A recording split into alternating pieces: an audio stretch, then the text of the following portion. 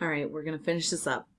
One day, I was traveling to Shangla with my mother and brothers. We didn't own a car, and one of our cousins was giving us a ride. As traffic slowed to a crawl, he put in a cassette to pass the time.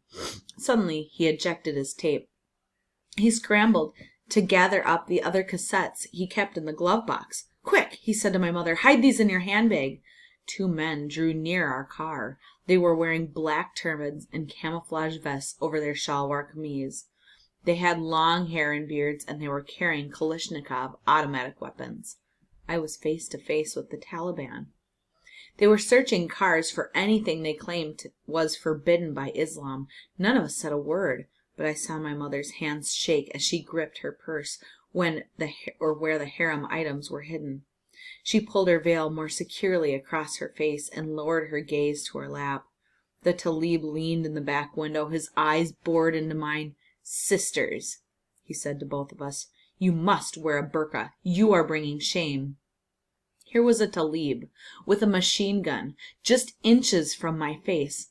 How was I bringing shame? I wanted to ask him. I was a child, a 10-year-old girl, a little girl who liked playing hide and seek and studying science.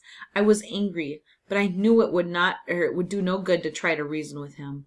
I knew I should have been afraid, but I only felt frustration.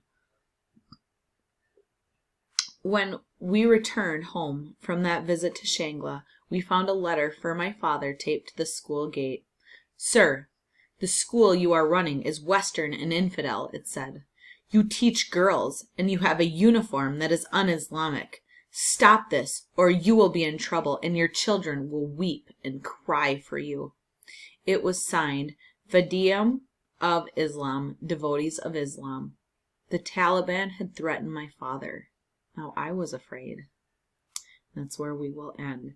I'll post the next video for chapter 8.